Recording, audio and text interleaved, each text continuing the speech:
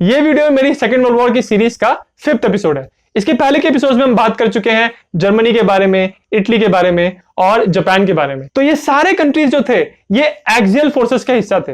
But अब हम बात करेंगे दूसरी साइड के बारे में, यानी एलाइड साइड। और इस एपिसोड में हम बात करेंगे फ्रांस के बारे में। कहानी शुरू होती है साल 1919 में। और आपने नोटिस किया होगा कि मेरे पिछले कुछ वीडियोस जो थे उनकी सबकी कहानी 1919 से स्टार्ट हो रही है। उसका रीजन ये है कि जब फर्स्ट वर्ल्ड वॉर खत्म हुआ 1918 में, तो 1919 में ट्रीटी ऑफ वर्साई हुई थी। और ट्रीटी ऑफ वर्साई ने बहुत सारी ऐसी चीजें की जिसकी वजह से सेकेंड वर्ल्ड वॉर हुआ था। जब फर्स्ट वर्ल्ड वॉर खत्म हुआ तो फ्रांस विक्टोरियस साइड पे था, यानी वो एक विजेता था। अब जब मैं सेंटेंस कहता हूं कि फ्रांस विजेता था, तो जिसको फर्स्ट वर्ल्ड वॉर के बारे में नहीं पता है और जिसने मेरी फर्स्ट वर्ल्ड वॉर की सीरीज नहीं देखी है, उसको ये लग सकता है कि फ्रांस ने आसानी से जर्मनी को हरा दिया होगा। यानी ये एक ऐसे बॉक्सिंग मैच की तरह रहा होगा जिसमें फ्रांस ने फर्स्ट राउंड में ही नॉकआउट पंच मार के जर्मनी को बाहर कर दिया। बट रियलिटी ये थी कि ये वॉर एक ऐसे बॉक्सिंग मैच की तरह था जिसमें फ्रांस ने जर्मनी के साथ पूरे 14 राउंड तक लड़ाई की। और उन 14 राउंड्स के बाद दोनों साइड्स की हालत बुरी तरह खराब हो चुकी थी। और अल्टीमेटली टेक्निकलिटी के बल पे या बाकी साइड्स मदद करने के लिए आ गई फ्रांस को, इसलिए फ्रांस की जीत हो गई। अदरवाइज फ्रांस की हालत बहुत ही खराब थी। तो अल्टीमेटली जीत तो मिली फ्रांस को, बट ये पूरी लड़ाई के वजह से फ्रांस का बहुत नुकसान हुआ। उनकी धज्जियां उड़ गई थी इकोनॉमी की। फर्स्ट वर्ल्ड वॉर का ज्यादातर हिस्सा फ्रांस की सरजमी पर लड़ा गया था, इसीलिए फ्रांस का इंफ्रास्ट्रक्चर पूरी तरह तहस नहस हो गया था। उसके साथ साथ फ्रांस के मोराल पे बहुत बुरा असर पड़ा था, क्योंकि इस लड़ाई में फ्रांस ने 1.4 मिलियन सोल्जर्स को गंवाया था, यानी 14 लाख सोल्जर्स ने अपनी जान गंवाई थी। और इसके साथ साथ 4 गुना यानी 50 लाख से भी ज्यादा फ्रेंच सोल्जर्स बुरी तरह घायल हो चुके थे। तो इसीलिए ऐसा कहा जाता है कि फर्स्ट वर्ल्ड वॉर में फ्रांस की बहुत ही बुरी हालत हो गई थी। They were practically destroyed। तो इसीलिए यह बात बहुत ही ऑब्वियस है कि जब लड़ाई खत्म हुई तो अब फ्रांस को बदला चाहिए था।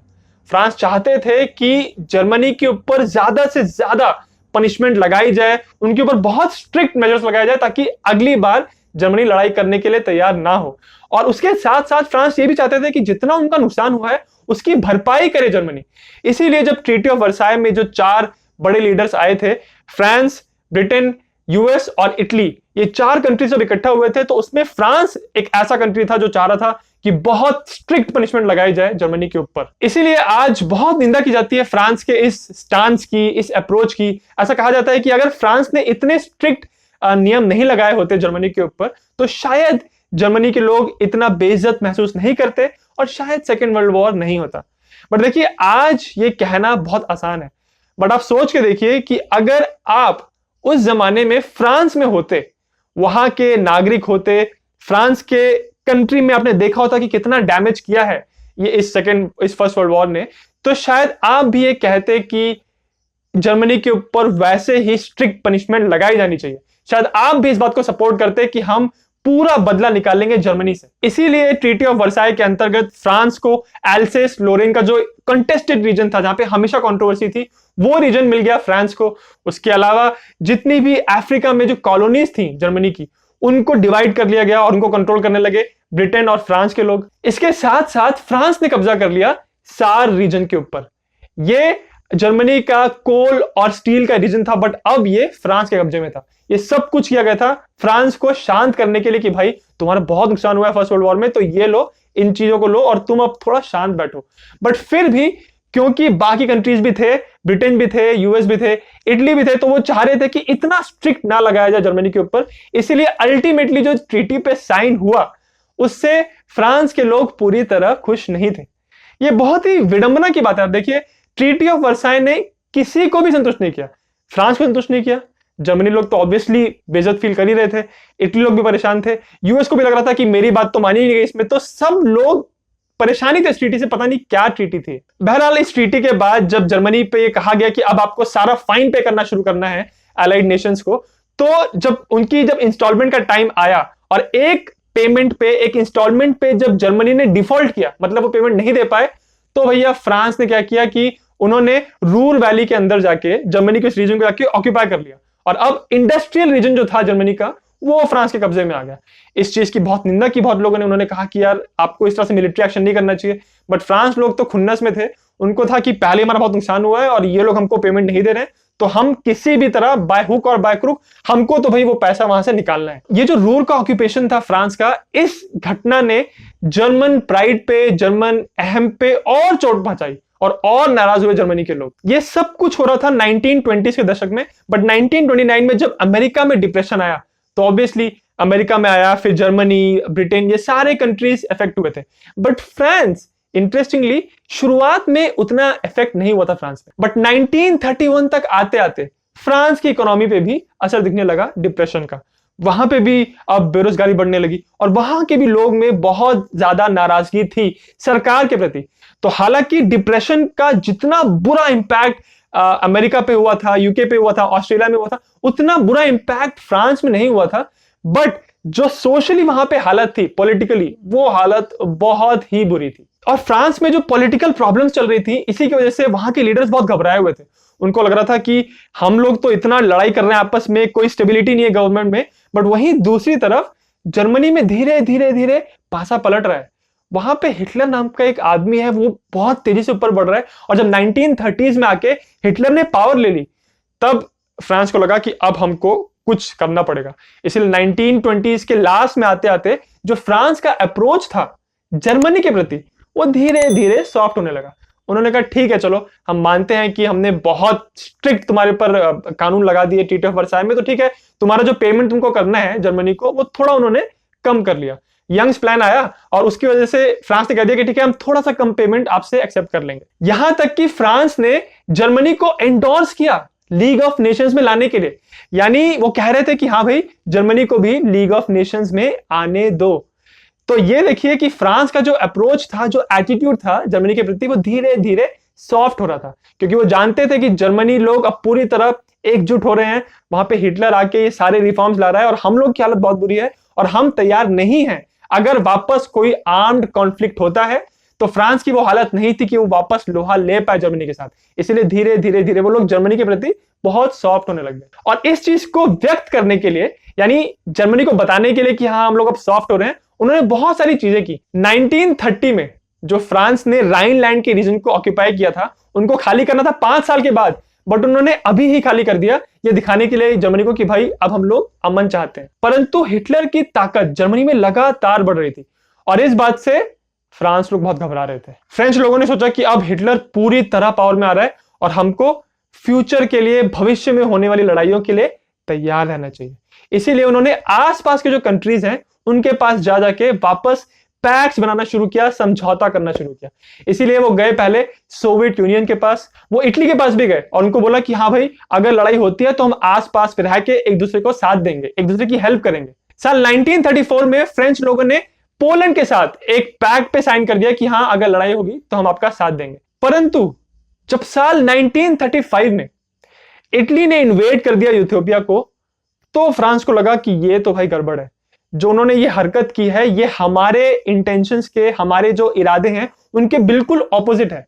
और इसीलिए अब फ्रांस के लोगों को लगने लग गया कि हम इटली पे भरोसा नहीं कर सकते। उसके बाद अगला झटका लगा फ्रेंच लोगों को जब 1936 में राइनलैंड के एरिया को, जहां पे जर्मनी को कहा गया था ट्रीटी ऑफ वर्साई में कि आप इस एरिया को मिलिटराइज नहीं कर सकते, उस एरिया को हिटलर ने मिलिटराइज कर दिया।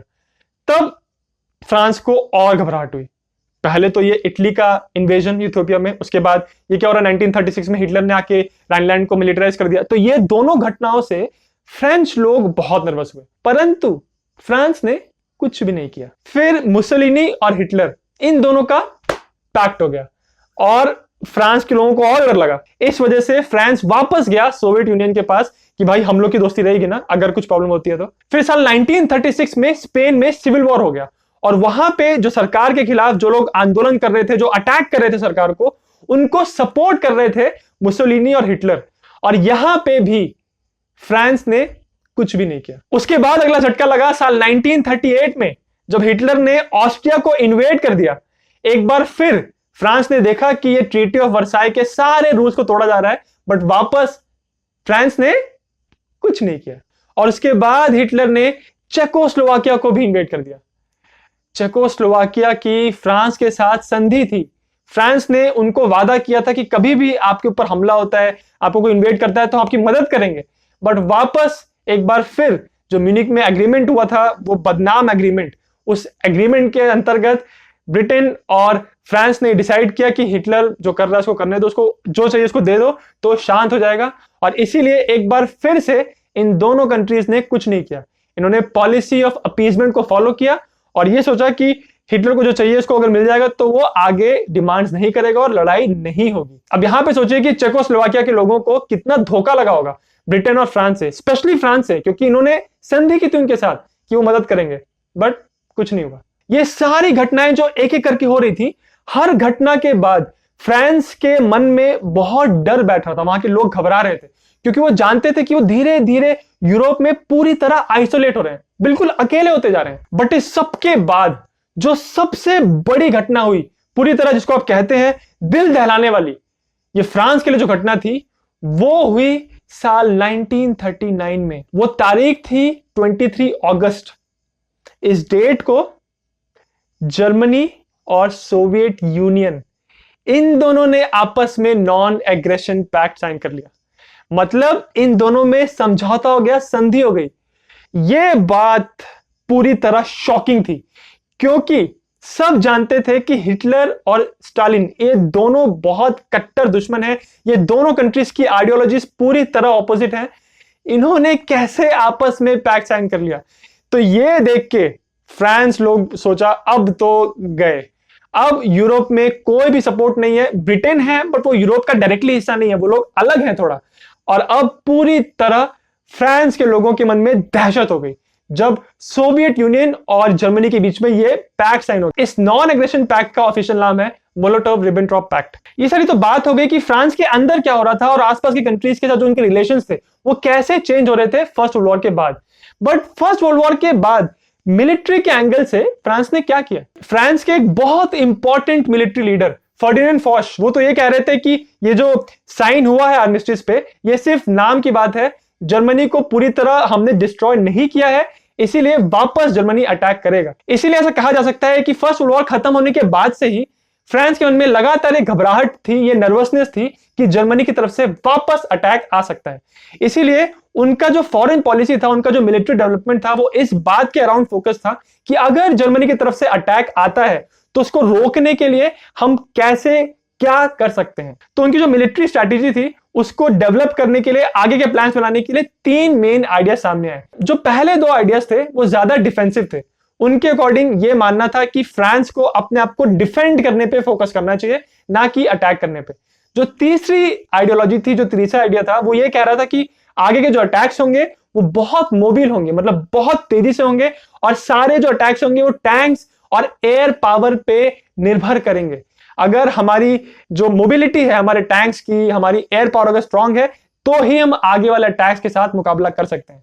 बट अल्टीमेटली जो फ्रांस की जो मिलिट्री स्ट्रैटेजी थी उसने एक्सेप्ट किया पहले 2 आइडियाज को, यानी उन्होंने डिसाइड किया कि उनकी सारी मिलिट्री स्ट्रैटेजी डिफेंसिव होगी, अटैकिंग नहीं। तो फ्रांस के कुछ जो बहुत बड़े बड़े लीडर्स थे जो फर्स्ट वर्ल्ड वॉर में हीरोज की तरह सामने आए थे, उन्होंने ये अपना आइडिया व्यक्त किया कि हमको पूरा जितना भी बॉर्डर है जो जर्मनी के साथ लगता है फ्रांस का, उस पूरे बॉर्डर के अलोंग हमको कुछ स्ट्रॉन्ग फोर्टिफिकेशंस करने चाहिए। मतलब स्ट्रॉन्ग ऐसे कुछ फोर्ट्स बनाने चाहिए, बिल्डिंग्स बनानी चाहिए जो कि आगे आने वाले अटैक्स को रोक सके। तो साल 1922 में फ्रांस में जो मिनिस्टर ऑफ वॉर था उसका नाम था एंड्रे मैजिनो, और उसने एक प्रॉपर फोर्टिफिकेशन की प्रॉपर लाइन का उसने प्रपोजल पूरी तरह एक्सेप्ट किया।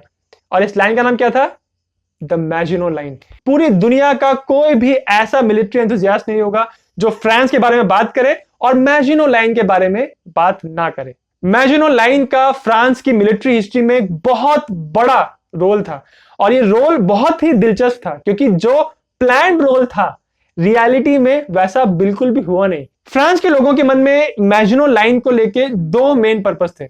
पहला तो ये कि जब जर्मनी की तरफ से फुल अटैक आए तो मैजिनो लाइन उस अटैक को सामने से रोक पाएगी, और तब तक सारी फ्रेंच आर्मी को टाइम मिलेगा मोबिलाइज करने के लिए और अपने आप को पूरी तरह इकट्ठा करने के लिए। दूसरा पर्पस ये था कि जब एक बार पूरी तरह डिफेंसेस ने रोक दिया जर्मन अटैक को, उसके बाद काउंटर अटैक करने के लिए यही लाइन को इस्तेमाल किया जाएगा। तो मैजिनो लाइन का जो डिजाइन था वो कुछ ऐसा था कि फ्रांस के साथ जर्मनी का जो बॉर्डर लगता है वहां तो ऑब्वियसली ये पूरी ये लाइन जो रहेगी वो उस पूरे बॉर्डर को प्रोटेक्ट करेगी। उसके बाद फ्रांस का जो हिस्सा इटली के पास एक्सपोज है वहां पे भी मैजिनो लाइन प्रोटेक्शन देगी। ऊपर के हिस्से में जो बेल्जियम जो कंट्री था उसके साथ फ्रांस के साथ हेल्दी संबंध थे, यानी उनके साथ उनकी फ्रेंडशिप थी, उनका अलायंस था। इसीलिए फ्रांस लोग जानते थे कि अगर वहां से कभी प्रॉब्लम हुई तो ये कंट्री तो हमारा साथी ही है, तो हम वहां से घुस के जर्मन अटैक को रोक सकते हैं। और उसके अलावा वहां के रीजन में आर्डेंट फॉरेस्ट था, वहां एक घना जंगल था और फ्रांस के लोगों ने एज्यूम किया कि उस जंगल को पेनिट्रेट नहीं किया जा सकता, यानी कोई भी इंसान अगर वहां के अटैक करता है तो जंगल के थ्रू तो अटैक कर ही नहीं पाएगा। इसीलिए जंगल वाले रीजन को डिफेंड नहीं किया गया। साल 1930 से लेकर 1936 तक ये मेन टाइम था जब मैजिनो लाइन पे फुल ऑन कंस्ट्रक्शन चालू रहा।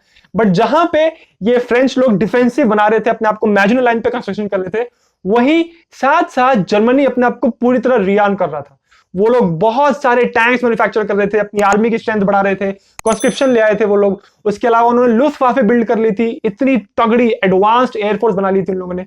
बट पूरे टाइम के दौरान जो फ्रांस का जो फोकस था, उनकी मिलिट्री स्ट्रैटेजी यही थी कि वो सिर्फ डिफेंसिव वॉर करेंगे, इसीलिए उनका पूरा फोकस मैजिनो लाइन के ऊपर था। और वो जानते थे कि यही जो फोर्टिफिकेशंस हैं यही हमको प्रोटेक्ट करेंगे जर्मन अटैक से। परंतु एक झटका लगा साल 1936 में, जब बेल्जियम ने कह दिया कि हम न्यूट्रल हैं, अब अगर लड़ाई होती है तो हम किसी भी साइड की तरफ से पार्टिसिपेट नहीं करेंगे। ये चीज थोड़ी प्रॉब्लम वाली थी फ्रांस के लिए, क्योंकि उन्होंने सोचा था कि ये तो हमारा एलाय है। तो अब जो रीजन था जो बेल्जियम की तरफ से एक्सपोज था फ्रांस का, उस रीजन में मैजिनो लाइन का जो उनका जो प्लान था वो बहुत ही वीक था। वहां जो फोर्टिफिकेशन थे वो बहुत ही वीक थे, उनको टाइम ही नहीं मिला, उनको पूरा वहां पे अच्छी तरह फोर्टिफिकेशन बनाने का उनको टाइम ही नहीं मिला फ्रेंच लोगों को। मैजिनो लाइन के बारे में एक इंपॉर्टेंट बात मैं आपको बता दूं कि ये ग्रेट वॉल ऑफ चाइना की तरह एक लंबी सी दीवार नहीं थी। बहुत लोगों को कंफ्यूजन होता है कि क्या वो एक लंबी दीवार थी। जी नहीं, मैजिनो लाइन में दरअसल कुछ 500 बिल्डिंग्स थी, जो जिसको आप फोर्टिफिकेशन भी कह देते हो। इन 500 में से कुछ तो बहुत बड़े बड़े थे, ऐसी ऐसी बिल्डिंग जहां पे 1000 सोल्जर्स को आप रख सकते हो। वहां पे आर्टिलरी थी, वहां पे एंटी एयरक्राफ्ट गन लगी थी, ऊपर मशीन गन के टर्रेट्स थे जो एकदम स्टील के थे। जो वहां पे दीवारें थी मैजिनो लाइन की, वो आप सोचो 3 से 5 मीटर मोटी, यानी 1 मीटर इतना होता है, उसको आप 5 गुना मल्टीप्लाई कर लो, उतनी मोटी कंक्रीट की दीवारें थी। मतलब उस पर बार बार आर्टिलरी फायर करोगे आप, फिर भी वो दीवार टस से मस नहीं होगी। उसके अलावा उन फोर्टिफिकेशंस के ऊपर जो पूरे डोम बना के रखे थे, मोटे मोटे स्टील के जो बंकर्स बना के रखे थे, वो इतने मोटे थे कि आप उस पर बॉम्ब गिरा दो फिर भी उस टर्रेट को कोई फर्क नहीं पड़ेगा। तो कुल मिलाकर अगर बात कही जाए तो मैजिनो लाइन अपने आप में एक बहुत ही तगड़ा फोर्टिफिकेशन था, इस बात में कोई दो राय नहीं है। और ये तो बात थी ग्राउंड के ऊपर। मैजिनो लाइन ग्राउंड के नीचे भी थी, 4-5 स्टोरीज नीचे, इतना गहराई में भी थी। नीचे हॉस्पिटल्स थे, प्रॉपर रास्ता था, रेलवेज थे, और अगर मतलब ऊपर लड़ाई चल भी रही है तो भी नीचे सारा काम चलता रहेगा। इतनी फेमस थी ये पूरी फोर्टिफिकेशंस, ये मैजिनो लाइन, कि आसपास के कंट्रीज के लीडर्स, वहां के राजा आके देखते थे इस लाइन को और बोलते थे हाँ भाई बात तो है। ब्रिटेन का विंस्टन चर्चिल भी जब ये मैजिनो लाइन देखने के लिए आया तो वो एकदम इंप्रेस, उसने कहा कि यार ये लाइन ना कोई तोड़ नहीं सकता, अगर अब कभी भी कोई अटैक करता है सामने से तो फ्रेंच लोग सरप्राइज नहीं होंगे, क्योंकि ये लाइन इतनी मजबूत है कि इनको आराम से टाइम मिलेगा एनिमी को देखने का और एनिमी को दूर ही मार गिराने का। ये लाइन इतनी तगड़ी थी, द मैजिनो लाइन। इस बात में कोई दो राय नहीं है कि उस टाइम के लिए ये एक बहुत ही स्ट्रॉन्ग डिफेंसिव स्ट्रक्चर था। मैजिनो लाइन उस जमाने में फ्रांस के लोगों के लिए एक बहुत बड़े गौरव का प्रतीक था।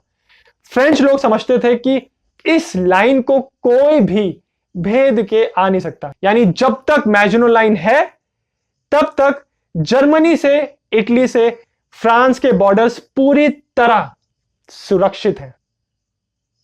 पर जर्मनी के लोग कह रहे थे उनका कुछ और ही प्लान था। मैजिनो लाइन से रिलेटेड जितनी भी प्लानिंग थी और जैसे वो लाइन बनके तैयार हुई, वो सारी चीजें और उसकी एक्सपेक्टेशन एक तरफ, और रियलिटी में क्या हुआ वो एक तरफ। बट उसके बारे में कि क्या हुआ मैजिनो लाइन की रियलिटी में, इसके बारे में मैं आपको आगे आने वाले एपिसोड में बताऊंगा। मैं आपको स्ट्रांगली रिकमेंड करूंगा कि आप मैजिनो लाइन के बारे में अगर पढ़ना चाहते हैं तो एक बहुत ही कमाल की एक उम्दा बुक है। उस बुक का नाम है मैजिनो लाइन हिस्ट्री एंड गाइड। उस बुक को मैं जरूर रिकमेंड करूंगा, आप उस बुक को पढ़ सकते हैं। उसका लिंक मैंने इस वीडियो के डिस्क्रिप्शन में डाला हुआ है। मेरी इस सीरीज का अगला जो एपिसोड है उसका लिंक आपको इस वीडियो के डिस्क्रिप्शन में मिल जाएगा और इस वीडियो के एंड में स्क्रीन के सेंटर पे भी मिल जाएगा। फ्रांस का जो रवैया था फर्स्ट वर्ल्ड वॉर के बाद, उससे रिलेटेड मैं एक सवाल है जो आपसे पूछना चाहता हूं। देखिए, जब फर्स्ट वर्ल्ड वॉर खत्म हुआ तो सब लोग क्रिटिसाइज कर रहे थे फ्रांस को कि उन्होंने बहुत स्ट्रिक्ट किया जर्मनी के अगेंस्ट, उन्होंने बहुत निंदा की जर्मनी की, बहुत उनको इंसल्ट किया और सारा रिप्रेशंस लगाया जर्मनी के ऊपर, यानी सारी गलती जर्मनी की थी। इस बात की बहुत निंदा हुई फ्रांस के लिए। बट आप सोच के देखिए, अगर आप उस जमाने में फ्रांस में होते या फ्रांस के सिटीजन होते और आपने देखा होता कि किसी एक कंट्री की वजह से एक लड़ाई जो हुई उसमें आपके देश का बहुत नुकसान हुआ है, आपके देश के बहुत सारे लोगों की जान गई है, तो क्या आप ये नहीं कहते कि सारा बदला मैं जर्मनी से लूंगा? क्या आपको ऐसा लगता है कि नहीं, जर्मनी को थोड़ा सा हल्का करना चाहिए, हमको सारा ही ब्लेम उन पे नहीं डालना चाहिए? मुझे लगता है कि बहुत सारे लोगों को ऐसा लगता है कि नहीं, मैं सारा बदला उनसे ही लूंगा, क्योंकि उस जमाने में अगर आप वहां पे होते तो शायद आपको भी वैसा लगता। बट दूसरी तरफ यह भी कहा जाता है कि ये जानते हुए भी कि आपका बहुत नुकसान हुआ है, फिर भी अगर आपको किसी पड़ोसी मुल्क से दोस्ती बना के रखनी है, अच्छे रिलेशंस कायम रखने हैं, तो सारा ब्लेम उनके ऊपर नहीं डालना चाहिए। तो ये जो दो साइड्स के आर्ग्यूमेंट्स हैं, इसमें आप क्या सोचते हैं? आप किस साइड को सपोर्ट करते हैं? और अगर आपको हिस्ट्री में जनरली इंटरेस्ट है तो मेरा एक इंस्टाग्राम पेज है, मैं वहां पे कुछ छोटे छोटे अपडेट डालता रहता हूं, आप वो पेज फॉलो कर सकते हैं। और यूट्यूब पे मेरे चैनल से रिलेटेड सारे अपडेट्स देखने के लिए आप मेरे चैनल को सब्सक्राइब कर सकते हैं।